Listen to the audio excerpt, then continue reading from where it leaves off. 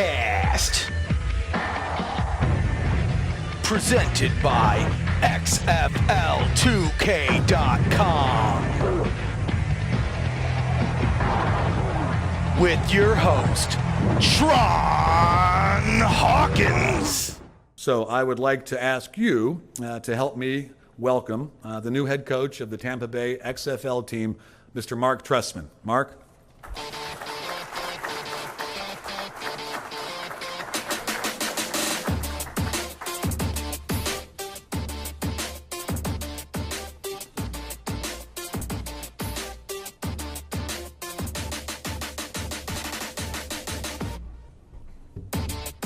Good morning. Oliver, thank you for the kind introduction. I want to thank all of you for coming today. And also want to thank those involved in putting this event together on this beautiful Tampa day, this sunny day in Tampa. I come here today with, honestly, a great level of humility and appreciation to Oliver and his entire staff for the opportunity to be on the ground floor of the rebirth of the new XFL. And I get to do it alongside Bob Stoops and Pep Hamilton and my friend Jim Zorn, as well as other coaches that are going to join us soon. It all started about 2 months ago for me when Oliver reached out. He explained his genuine reasons for taking on this challenge. And without quoting him, he made it clear that he wanted to build the XFL the right way, that honored and respected our game, a league that would be properly marketed, and it would be thoughtfully produced, and it could be sustainable over time. He explained that we could do it professionally in an entertaining fashion, yet creating a product on the field that we could recognize and appreciate under the new vision of Vince McMahon. Oliver was kind enough to come to Toronto in mid-January, just after I had both of my hips replaced. We spent a lot of time talking about the game of football, a game we both truly love, and possible ways to improve it, engage our fans along the way. He was gracious and transparent, and he answered a lot of my questions. And his answers and demeanor made it very clear to me that his process of building the new XFL would be an inclusive process with experienced group of professionals executed at a high level of integrity. And that excited me.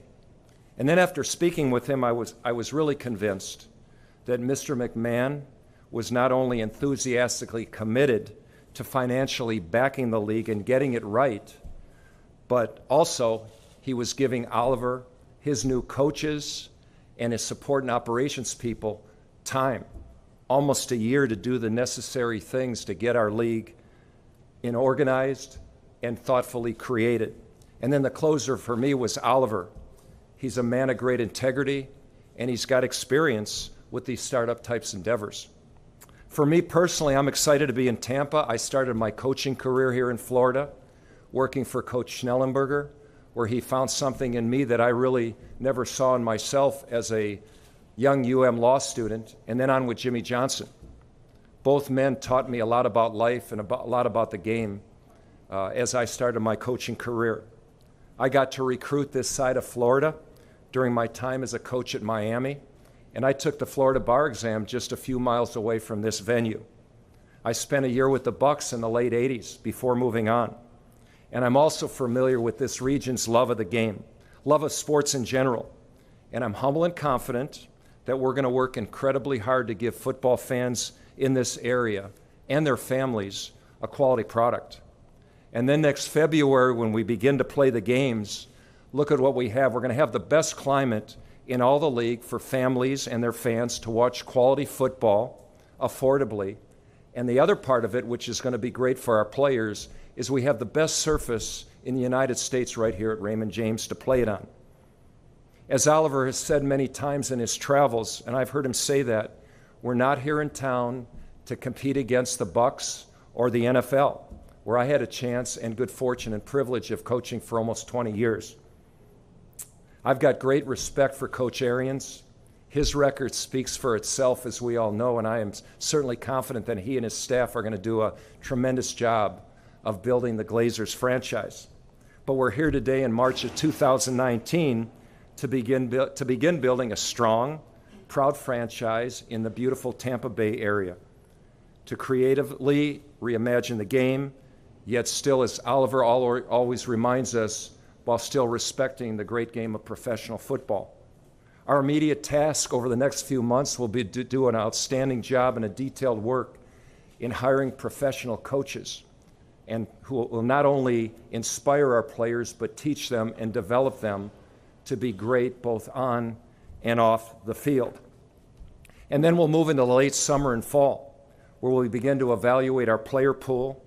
I foresee two or three things. Number one, we're going to see players who have a desire to play in the NFL, and right here they're going to have the opportunity to show you that they deserve to be there. There'll be others who have played in the NFL and would like to have another shot at it, and they will get it. Some will get it. And then finally, you're going to have some players who know their NFL careers are over, but still love the game. And the common denominator between all three groups, in my opinion, is that they're going to have a tremendous love for the game. Their talent will still be at the level that allows them to play entertaining and exciting football, and they'll have great work ethic. I truly foresee that. This is going to be a great opportunity for young men to continue to play football, the game they love, to get paid for it, and I think positively contribute to our community right here in Tampa, both on and off the field. And finally, and most importantly, as we move into the season, the goal for our team is really simple. Looks simple, but it's hard. Let me put it that way. We're going to try to play as fast as we can, as smart as we can, disciplined and physical football. And we're going to do it in an exciting and entertaining fashion where we'll have a team that not only the XFL will be proud of, our team will be proud of, but this entire community will be proud of as well. So thank you again for having me here today. Oliver, thank you for this unbelievable opportunity to participate in this new league in this great area, which I am so familiar with. So it's time to get started. Thank you very much. Welcome to This is XFL podcast. I'm your host, Sean Hawkins. This episode today, of course, as you know, last few weeks I have been doing episodes about the coaches that are getting hired by the XFL. Bob Stoops, Pep Hamilton, Jim Zorn. This week it was, surprisingly Tuesday, it was Marc Trestman. I think the Trestman hiring, some people seen coming, maybe not for Tampa, but he was a coach that was been mentioned with the XFL because of his offensive coaching style. I think a lot of people wanted Jim Leverett to be the coach for this Tampa team because of the way he coached the Bulls of South Florida. But if you think about it, it didn't make no sense in a way, which he still might get a job. But Leverett's more of a defensive coach, who's a defensive coordinator, where the last few coaches have been all offense. And Marc Trestman is no different. He is a very offensive coach, just like Jim Zorn and Pep Hamilton. He has been a quarterback coach before in the NFL. And since, the XFL is wanting quality of play, and the quality of play starts with quarterback play. So it makes all sense in the world for them to hire another quarterback coach, because that's going to be the highest paid position. It's going to be the most important position in the XFL, and that's going to start the quality of play is the quarterback. Because without a quality quarterback, your team is going to be garbage. So, and this guy has experience coaching. He's been coaching for a long, long time. He's coached some great quarterbacks. He's even made some not so great quarterbacks look amazing, which I'll get into in a minute. Multiple time Grey Cup champion. His credentials speak for themselves. And even though it might not look like it, he does have some Florida ties. Not necessarily Tampa, but Florida ties. And I think he's a great coach for the XFL. When he started playing college football at Minnesota for the Golden Gophers, he backed up Tony Dungy, which is a future Super Bowl winning coach. So it's ironic. He transferred as a senior to play quarterback at Minnesota State University Moorhead. Trestman actually received a BA in political science from Minnesota in 1979 and a JD degree from the University of Miami School of Law. He was admitted to the Florida Bar in 1983. Trestman went to training camp with the Vikings as a defensive back in 1979. Just went to training camp. He didn't make the team or anything like that. So right away, you kind of see why he was picked to go to Florida or Tampa. He does have history there. There's a lot of history. People didn't really know that, though. When they're like, well, Trestman don't make no sense with Tampa. But if you do a little bit of digging, it makes all the sense in the world why he's going to Tampa. and why he would join the XFL. He ended football coaching at the University of Miami in 1981 as a volunteer coach.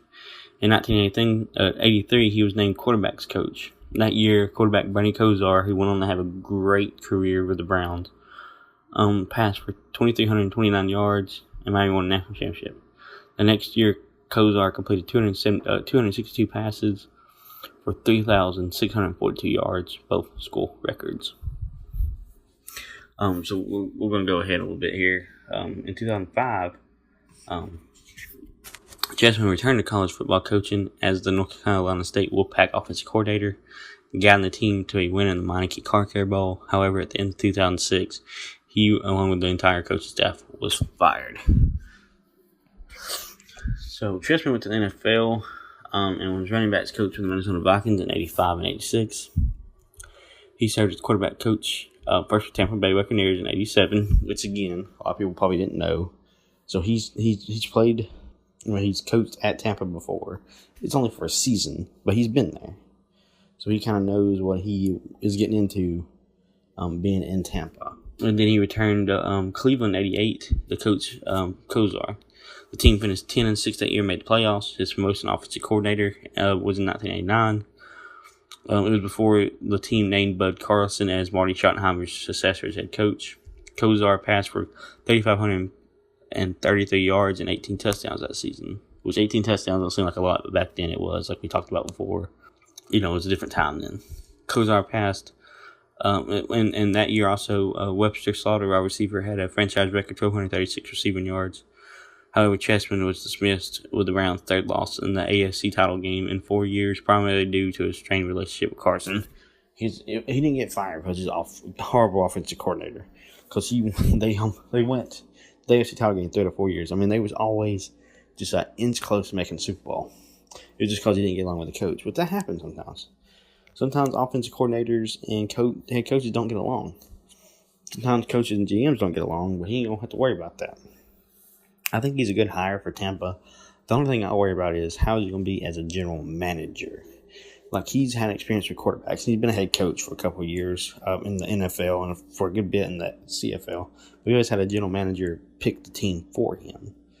So I know he's got experience picking quarterbacks and coaching quarterbacks, which other positions too, but quarterback's his main thing. How is he going to do, though, when he's the one in charge? Like, he is the sole person in charge of picking this XFL Tampa team. That's going to be interesting. When you look at resume, I have him second only to Bob Stoops, which we'll do a ranking later on of all 8 coaches. I have him ahead of Pep Hamilton and Jim Zorn because this man has not only coaching experience, but winning experience. And that's what put him ahead of Pep Hamilton and Jim Zorn in my mind. If I'm wrong, let me know at XFL Podcast on Facebook and on Twitter. In 1990, Trestman returned to Minnesota as quarterback's coach for the Vikings. He spent 2 years there and then left coaching for 3 years and worked in the municipal bond sales during that time span. He returned to the NFL in 1995 as quarterback coach and offensive coordinator of San Francisco, where he served in that capacity through 1996. The first years in San Francisco, the team led the NFL with 457 points, 644 pass attempts, and 4,779 yards. Trestman later on, the 97, on Detroit Lions that year. Lions quarterback Scott Mitchell, who backed up Dan Marino for a long time, passed for 3,484 yards, 4th most in team history. The next year, in 98, he was with Arizona Cardinals as the quarterback coach and offensive coordinator. That year, quarterback Jake Plummer threw for 3,737 yards, and the Cardinals made the playoffs for the first time since 1982 and won their first postseason game in 51 years. Here's the point I wanted to make in this episode.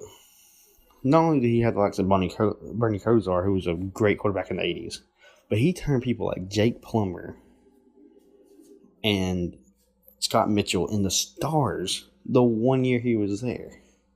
He made them look like the second coming. So it makes you wonder, what is he going to do with these maybe third-string quarterbacks from the NFL squads come to the CFL? Or what's he going to do with like a RG3 or even a Johnny Manziel if they come, one of those come to Tampa? That's why he got this job, I think. The quarterback's the most important position in the XFL. We know that. They're going to be the top paid players. They're going to be the big names. So if he can do that with Scott Mitchell and Jake Plummer, what's he going to do with somebody that is in that same level, but in a faster paced game, a more offensive game that he is used to coaching? Like, he has coached in the CFL and the NFL. CFL and the XFL is going to be closer, kind of related. XFL is going to be like the cousin of the CFL. I think he is perfect for this job. And out in the East, we got 2 coaches in the West, 2 coaches in the East. Right now, Tampa's the favorite based on coaching. I have him ranked ahead of Pep Hamilton. I think he's going to have more success probably in that first year or so as Pep, because he's been a coach before and he's coached lesser quarterbacks. I mean, Pep Hamilton looked good with the Colts, but anybody would look good with Pep Hamilton, with Andrew Luck. Not everybody would look good with a Scott Mitchell or a Jake Plummer. His next stop was in 2001 with the Oakland Raiders as quarterback coach. In 2002, he was promoted to offensive coordinator, and the Raiders led the NFL in total offense with 389.8 total yards per game and 279.7 passing yards per game. He don't run the ball a lot. He is going to chunk it up and see what happens. He's going to air it out, and in the XFL, like I talked about before, this is going to be a passing league. The rules are set up to be a passing league, and I think that's why Tampa right now is the favorite in the East. I mean, you can't argue with that. We got St. Louis left, which probably going to be Jim Haslett, is my guess, and then New York coach. He still might be the best coach in the East after those 2 coaches are named. I know it ain't the sexiest pick of the world, and I get that. Trestman's not the sexiest name in the world, but he is good at what he does. And a lot of people are going to harp about the Bears. We're going to get to in a minute how he wasn't good with the Bears. Jay Cutler was an awful quarterback. Was anybody really going to be good with the Bears? I mean, was anybody really going to be good with the Bears? I mean, Smoking Jay, I mean, he was an awful quarterback. Under Trestman's guidance, Raiders QB Rich Gannon won the 2002 NFL MVP, and the Raiders reached Super Bowl 37, which they got curb stomped by Tampa Bay, ironically enough. Trestman went 2004 season Miami Dolphins before returning to college, which I talked about earlier. In 2007, Trestman spent time with the New Orleans Saints as a consultant for Sean Payton. On December 18, 2007, Trestman was named the head coach of the Montreal Alouettes of the Canadian Football League. The Alouettes lost 22-14 in the Grey Cup championship game. At the conclusion of the season, he was nominated for CFL's Annis Guckus Award as the league's top coach, with Calgary's John Huff and Angle winning. So his first season there, his first season as a head coach anywhere, his first season in Canada, he made it to the championship game and was up for coach of the year. Granted, Canadian Football League is a little weird. There's 9 teams.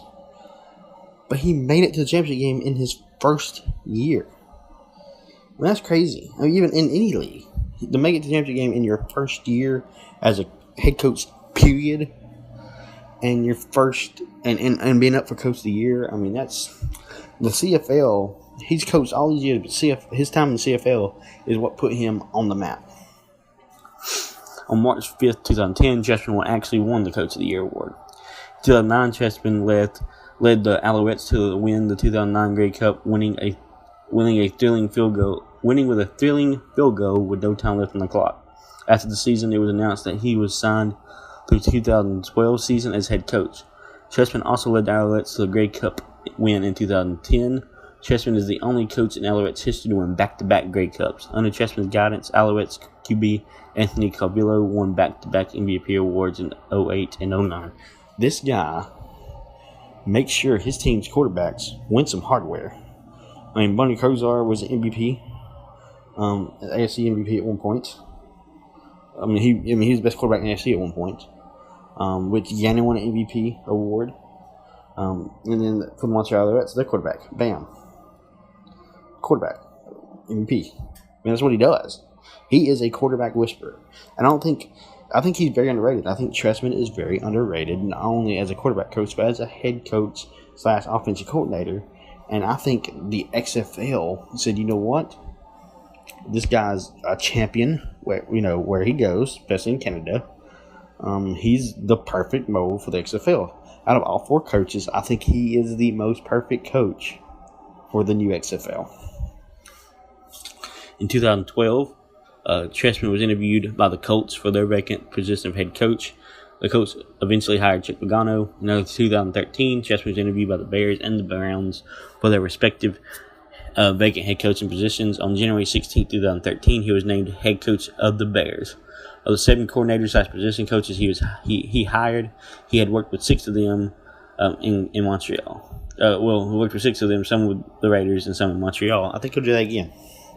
I think he's going to surround himself with people that he knows. And when he gets to the XFL, he's going to put together staff that he knows, people that he trusts. And I think he's going to kind of do the same game plan that he did with Canada. Get a good quarterback, surround himself with good athletes, surround him with good athletes. And I think he's going to know how to play this chess match, which is going to be the XFL. On March 20th, at the NFL annual meeting, Trestman stated that the read option offense will be a part of the Bears playbook. In Trestman's first game, the Bears won 24-21 against the Bengals, and Trestman became the 4th coach of the Bears to win his first game, along with George Halas, Neil Armstrong, and Dick Duron. After winning in Week 2 against the Vikings, Trestman also joined Halas and Armstrong, the only coach in Bear history to win their 2 first games as Bears head coach. The Week 15 win against Cleveland improved the Bears to 8-6. The 8 wins were the most by a first-year coach in franchise history since Patty Driscoll in 1956. He had 9 wins. And the most by a Bears coach in his first year in Super Bowl era. Trestman's first season as Bears head coach ended with 8-8 records, second in the NFC North. Trestman's offensive prowess aided the Bears, who concluded the 2013 season with the second best scoring offense with 445, trailing Peyton Manning and the Broncos, and a 14th place increase from 2012. The Bears also had the 5th best offensive yardage with 4,281 total yards. The offense also broke team records in total yards, 6,109, passing yards, 4,450, and passing touchdowns, 32, and first downs, 344. However, the Bears struggled during Trestman's second season as head coach, earning a 5-11 record at season's end. The season included blowout losses to New England and Green Bay mid-season, as well as a 5-game losing streak to end the season. Despite this, Trestman spoke with confidence that he would be back as the Bears head coach next season following a 13-9 loss to the Vikings. Trestman and general manager Phil Emery was fired at the end of the season. Trestman issued a final statement before leaving. I want to thank Virginia George and the McCaskey family, Phil Emery and Ted Phillips, for giving me the opportunity to be head coach of the Chicago Bears. I also want to thank the coaches and players who gave us everything we asked for over 2 years. I had tremendous respect for this organization. Chicago is a special city with great fans. I appreciate the warm support from my family and from the warm support my family and I received. Trestman was appointed the offensive coordinator for the Ravens. It was in 2015. He was fired in October 2016 after a 16-10 loss to the Redskins. I think 2 years wasn't long enough for the Bears. I mean, I know he went 5-11 in his second season, but I still think he had more left. I don't think he was ready. I don't think it was fair for him to be let go. I think, you probably need 3 years to see if your coach is going to be way to go. I mean, he went from having the most wins as a first-year head coach in Bears history to going 5-11 getting fired. So I think they kind of rushed his firing. I don't think he deserved to be fired. I think he deserved 1 more year, if I'm being honest. But he did it back in Canada. On February 28, 2017, the Chicago Argonauts named him as head coach. Despite being hired late in the offseason process, Trestman's first season in Toronto went above expectations given the circumstances. Trestman inherited a roster that finished last in the league the previous season and got into a 9-9 record, which was good enough for first place in the East and a first-round bye. Trestman was the East Division finalist for the Annis Degas Trophy as a result of his efforts. So he's almost coach of the year again. On Sunday, November 26, 2017, Trestman won his 3rd Grey Cup when the Argonauts defeated the Stampeders 27-24. This man took a bunch of underdogs who finished last year before, gets hired late in the offseason, and just leads them to a championship. That's the kind of coach we need in this league. Again, on the surface, it don't look sexy. But this man can coach. I'm going to be honest with you. When it comes to rank the coaches, him and Bob Stoops might be 1A and 1B. I know that sounds crazy. But this man wins other than for the Bears. He'll probably end up being number 2 behind Bob Stoops.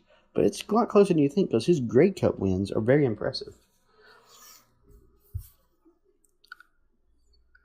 The 2018 season for the Argonauts under Trestman was filled with poor play and injuries, most notably by Ricky Ray, resulting in the team missing the postseason following the Grey Cup championship the year before.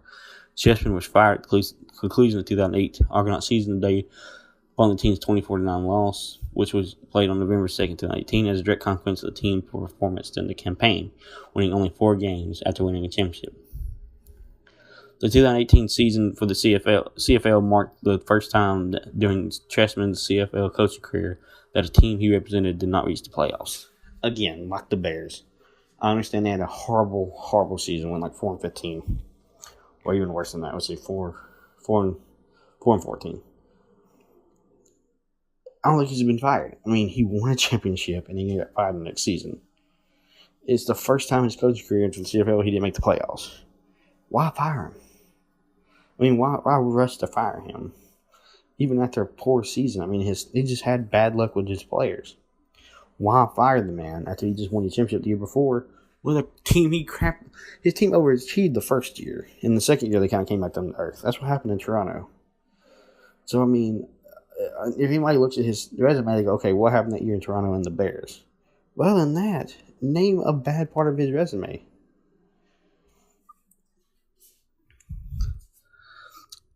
So, in his time in the CFL, he went 72-54. In the postseason, he went 7-3, and he won 3 Grey Cups. In the NFL, he finished with 13 wins, 19 losses, no postseason berths in the NFL. Mike Tucker is part of his Mel Tucker, the Colorado coach. Is the only only coach that was assistant that's now a head coach under Trestman.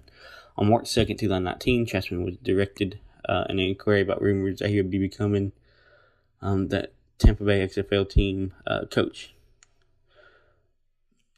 On March 5th, they confirmed that he would be the head coach and general manager of the Tampa Bay team. I loved his press conference. He said that he wanted a mixture on his team of players that never got a chance in the NFL, guys who've had a chance and want to go back, and then guys that know their talent in the NFL is up, but they want to play professional football. That's the kind of coach we need. He knows what he wants to get, and he's ready to work.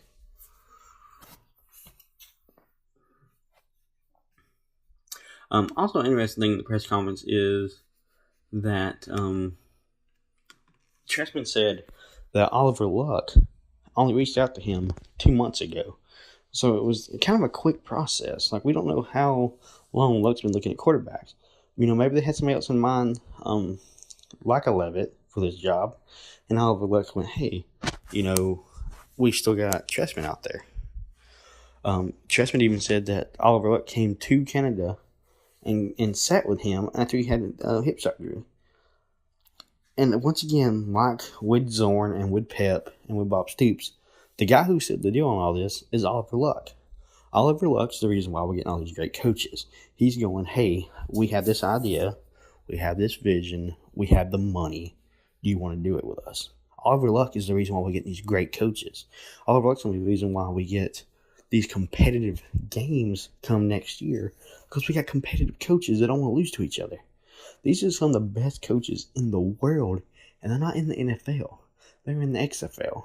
Just like the players, they're getting a second chance at life, and they're getting a second chance to show what they can do, and this is especially true for Trestman.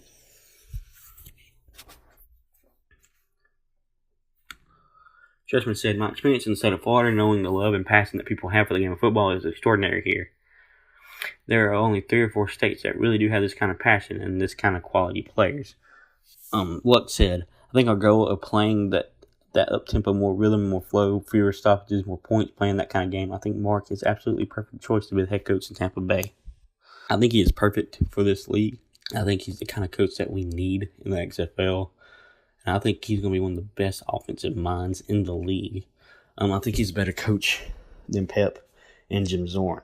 I can't wait to see him and Bob Stoops play each other. It's going to be like an offensive chess match.